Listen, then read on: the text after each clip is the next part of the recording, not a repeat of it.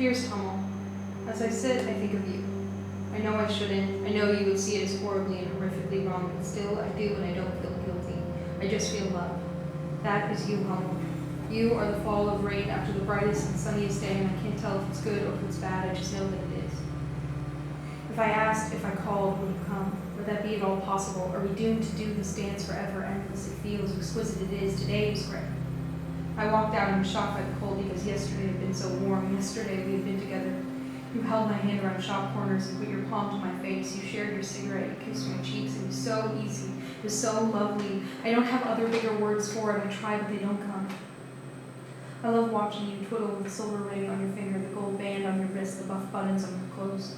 I know you hate this because you can tell I am loving you, and I know that it scares you, that it fills you with dread that is endless and slightly unforgiving, like a dirt road, the one you grew up on, the one you showed me pictures of. I can't help it though, Hummel, and I don't want to. If you could just let me, if we could just be, it would be so much better, don't you realize? I know you think me blissfully naive, and maybe I am, but all I know is what you and I have doesn't come every day. I know you want out, and I know I can get you out, so let me, and don't call me crazy, because I'm not, I just love you. It's that simple. You say you'll come visit me tomorrow. You say you'll bring my favorite violets from the stems cut, and I hope you do show, as I often get so lonely here. In the mornings, I like to watch the window as the light changes in relation to the clouds. Other times, I lay cross-legged and gaze into the inner lives of strangers, observing with my eyes peeled as they go about their days. Naturally, I'll think of my mother, wondering how she is when I never call her.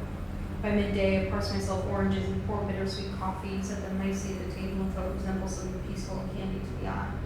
I like to put on the vinyl record you bought me, the one with the soft strumming guitar and sweet vocals. Throughout my day, I go out to the courtyard and smoke cigarettes one after the other until I can't stand straight. And then, once that wears off, I write to you. I don't send them, but instead fold them into pink envelopes and place them in a small wooden chest underneath my bed. It helps me like a journal or a diary. Usually, by the time I'm done, by the time there's nothing left to say, I take an extra sleeping pill or two so I can skip the hours until I see you next. By the time my eyes close, I fantasize picture admire, wait, desperate, I know, but I can't help to imagine your hand on my thigh, your words whispered into my ear, oh, Hummel, please do come tomorrow.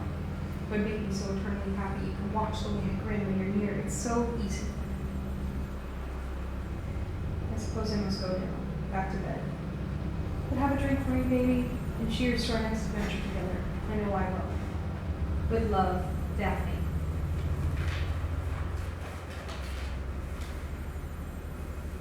Dear Hummel, I know what we started here is dangerous, but I can't help but feel intrigued. You get me, you understand me, or something other people just don't understand. Hummel, baby, I miss you. It's only been a day, and I miss you. Yesterday had been so perfect. We spent the day in the park. You held my hand. We could do that because no one else would see, because no one else in the strange part of town knows you. I don't like to think of that. Instead, I like to think of your hand in mine, the veins that run up and down like riverbanks, the roughness and strange calluses along the pads of your fingers. I like to think of how it feels, how they feel intertwined together, mine dainty, soft, like you like them. I like to do everything how you like, the lipstick soft, the curls unruly, the dress delicate, graceful, made of lace, white or baby blue. I used to dress differently. I used to wear jeans, but for you, darling, the world. I can't wait to see you again. I can't wait for you to kiss me the way you do, as if you would never do it again, as if it would be our last. It's intoxicating. Suddenly, the rest of everything falls away, your wife, your life, your work, your cruelty. In those moments, all I feel is love, simple, pure, unassuming. Never lasts long, at least never as long as I would like.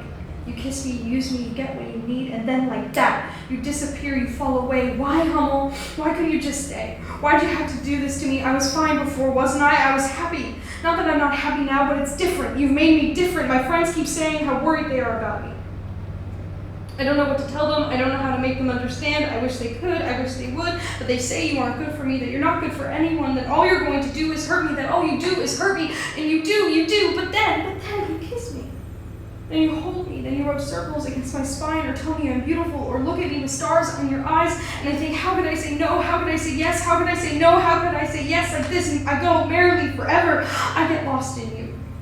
And I know sometimes you get lost in me, and I know it's not the same, and I know you have her, I know you have someone else, I know, but sometimes I forget. When we go to that hotel and we lay in bed and we smoke your cigarettes and I wear the little black slip and all is well and all is good and there is no one else, but then you get up, you move on. I don't hear from you for a couple days. I think this is fine. I think you must be busy.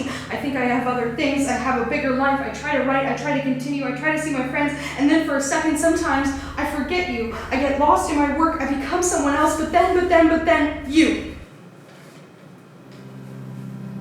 Do you remember that day in September? I was out with Mark, my old friend from school. He was fixing my hair. He was telling me I looked nice, and then you were walking down the street with her, your hands together. I noticed how it was the same. How you traced her fingers in the same way, how you whispered in her ear like she was the only person in the world. I noticed. I stopped dead in my tracks. It was dreadful. But for a second, you noticed. You looked at me with Mark, and there were daggers in your eyes. It was so cruel. It was so unnatural. You were saying to me, how dare I, how could I? I was looking at you like, how dare you, how could you? I had never seen you so angry. I never felt so hurt.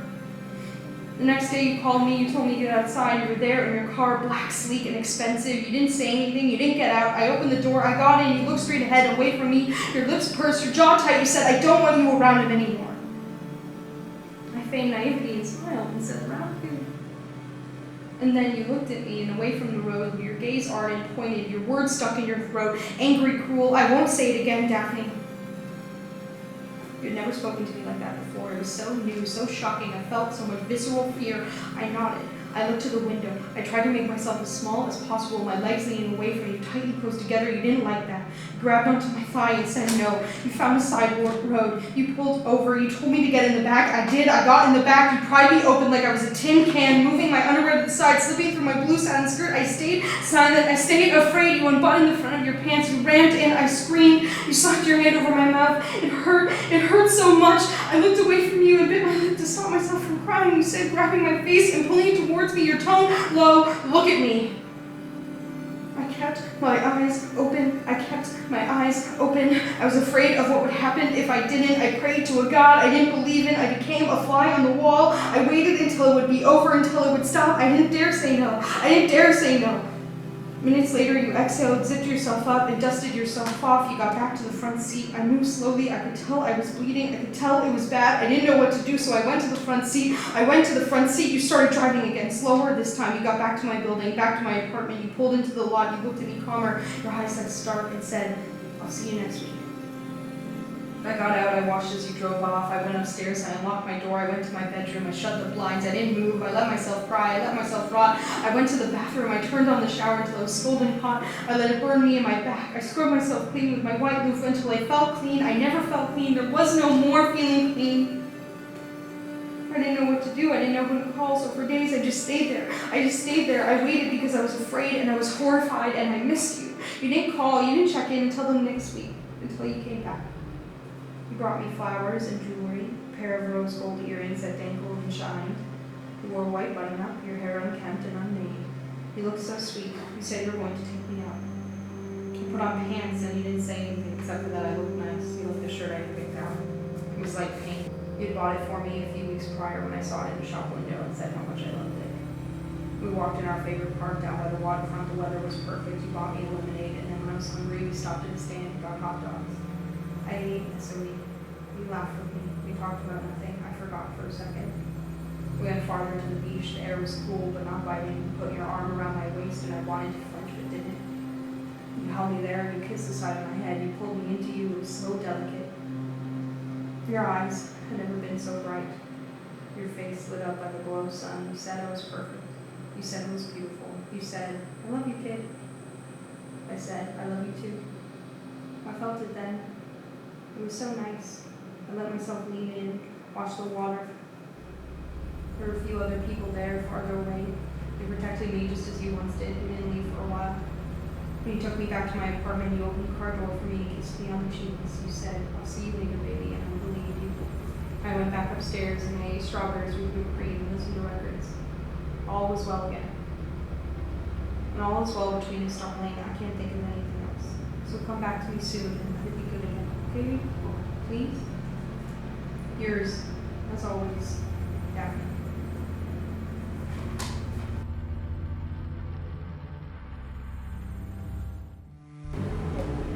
Dear Hummel, you didn't come today as you said you would. I got up at the crack of dawn. I readied myself, wore the mascara and the lipstick I know you like, the one that you said made me look just perfect. I had thrown away the burnt red one as you told me it was unbecoming. It was a gift from my mother. She said it made my green eyes pop. Also wore my hair in tight curls, greeny and garish. I wore my white dress, the one you bought for me all those months ago, and my shorter heels that clip around the ankle. I didn't eat breakfast. I waited by the door 4 hours, and you didn't show. By the time it was noon, I went to the phone. I checked my messages several times, over and over. There was nothing. I wanted to wait until you got here to smoke so we could share my first cigarette of the day together. I even gathered them up, the skinny ones you brought back for me during one of your many business trips, into a silver case that had New Zealand imprinted softly on the front, another gift from my mother. I just sat there, looking ready, looking perfect, all for you, and you didn't show. I didn't give up, Hummel. I thought maybe you were just running late. I thought maybe I had messed up the time or the date. It wasn't until the fall night came that I knew you weren't simply lost in traffic or behind on work. You did this purposefully. You wanted me to know the pain. And it isn't uncommon, baby. You're testing me and my limits. You want to know how far you can push me. You want me to know your power as if I don't already, as if I'm stupid, but it was you who made me like this. It was all you. And now I don't know what to do. I don't know how to be. I just sit here now, my hands sweaty, the pen falling and slipping quickly from my hands. I can't see straight. I'm falling in and out of myself. Can't you just come here to me? Would that be so hard? You could rest your head and all would be forgiven. I could forget the pain, I promise. So please, just come. I'll do whatever you want. I'll get on my hands and knees. Baby, please, just come. Yours, even still, Daphne.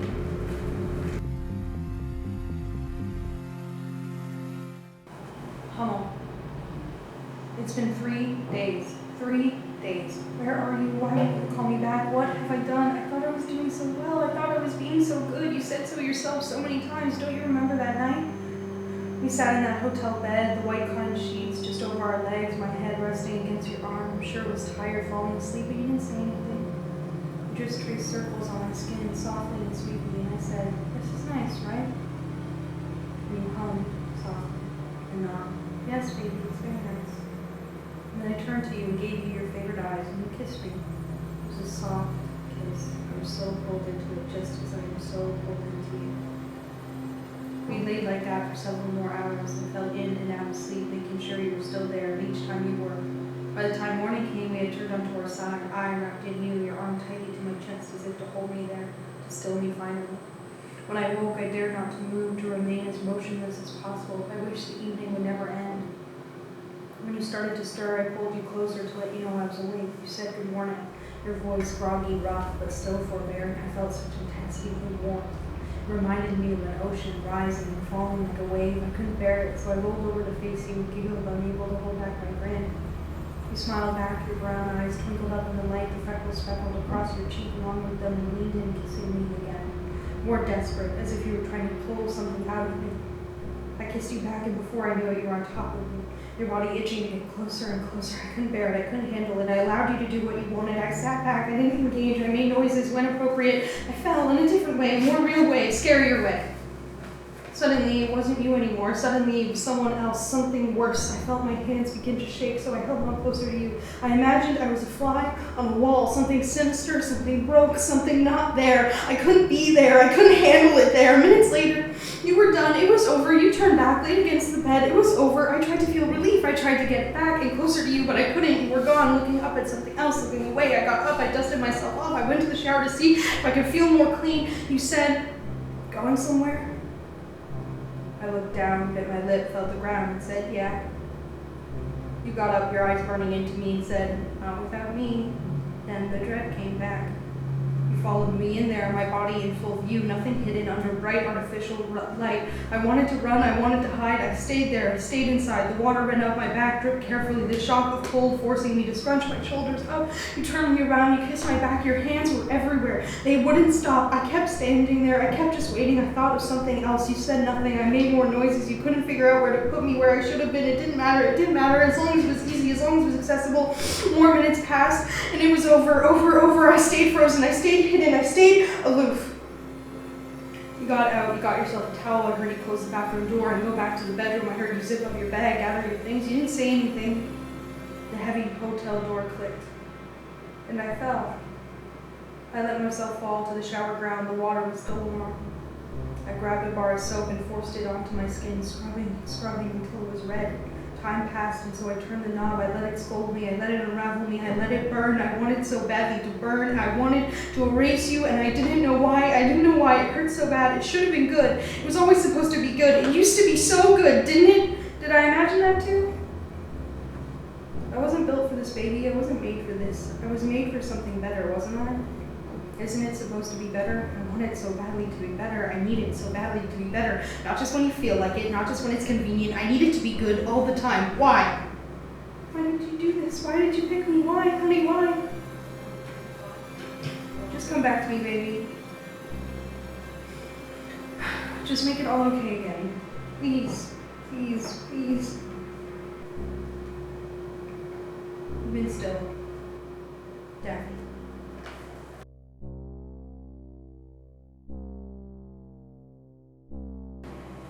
Dear Hummel,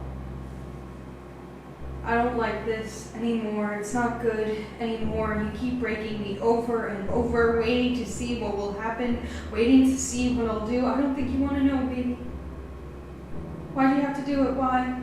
You looked at me, your head hung, your gaze low, the mood down. I could see you, I could feel you. I knew what was about to happen. You said, I don't think we should do this anymore. My heart sank instantly like a flooded ship broken in half on top of an ocean floor. I asked you, in my smallest and worst voice, why?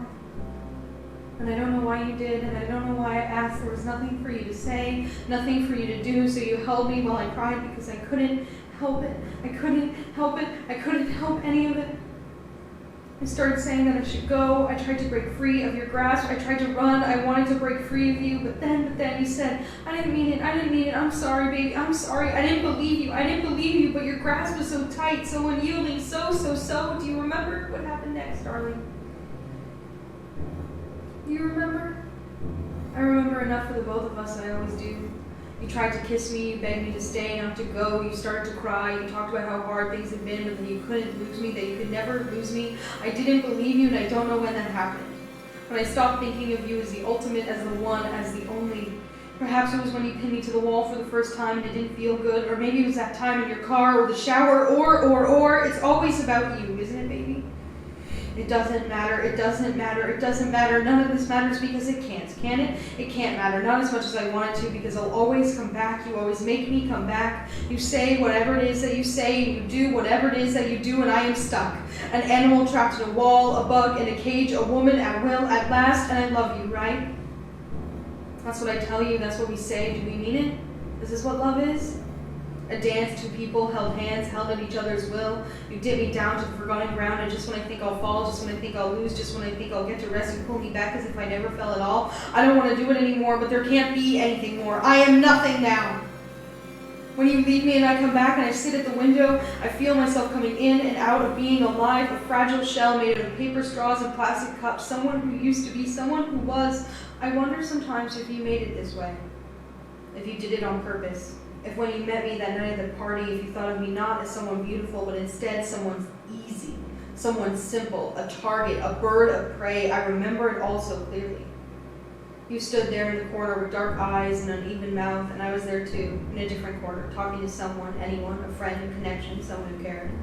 But you caught me, caught my eye, my attention, my gaze. You wore a navy blazer, an open button down. You smoked cigarettes one after the other as if each would be your last, throwing them as if they were in your way, stepping on them as if they were ants to the ground. You said no more than 2 words to anyone except for me. I was always the exception, wasn't I, baby? When you noticed me, when you picked me, I couldn't pretend to be immune.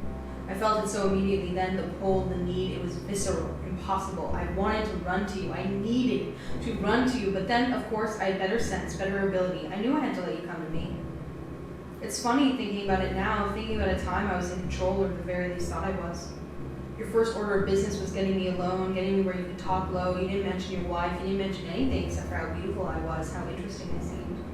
I asked you questions, what you were doing there. Oh, you said, just visiting a friend or a friend. I didn't believe you, but I didn't let myself think anything of it. Instead, I thought about how handsome you were, how perfect your light brown eyes were in the light of the moon. I thought I was lucky that such a man was wasting his very valuable time with someone like me.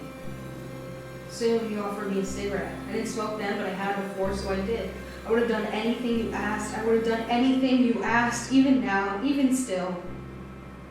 It didn't take long before you grabbed me playfully and asked if I wanted to get out of there. I thought it was a little cheesy, I thought it was a little forward, but I said yes. I had class in the morning, plans with friends in the evening. I told them I would see them later. That was the first time I lost out on something good or simple for you. I wonder sometimes what would have happened if I had said no, if early on I had made it clear that no was an option. Is that where it all went wrong? Or was it before that? Or does it even matter? Because truly, darling, what the hell is a girl to do? What are any of us to do? And now I sit, writing, waiting, and I think, when, where do I see you next? And I think, when, where do I get to rest? Yours, I suppose, Daphne. Hummel. I think I saw you on the street today. I can't be sure. You were with her and you looked happy, or at least something close to resembling happiness. I'm not sure where you were headed, and I'm not sure I really care.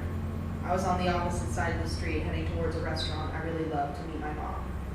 It's by the waterfront, and you know how much I love the water. When I saw you, I felt it all come back, but I kept walking. I let my breathing quicken, I let the trepidation come, and I reminded myself of where I was. I was walking on a trail alongside the lake, next to a muddy field proposed for a dog park. I was listening to Marika Hackman, and the sun was up, and I was on my way to see someone good, someone who loves me, someone who cares. And that was enough. That kept me sane. I rode the panic that came attached to you like a wave. I heard my mother's voice in my ear. I am safe. I am loved. I am enough. When I arrived, she was holding a table at the back of the patio. And when she saw me, she smiled big and got up to give me a hug. It was nice. It was simple. It was easy. We talked about how school was, how her work is, while we were watching on television. She wore a yellow sundress, and I wore my favorite black t-shirt and black pants, along with a baby suit jacket I thrifted. The wind blew softly, and the temperature was warm, but not too warm. I told her that I saw you, and she asked if I was okay. I said I was. I said I had a panic attack, but I got myself through it.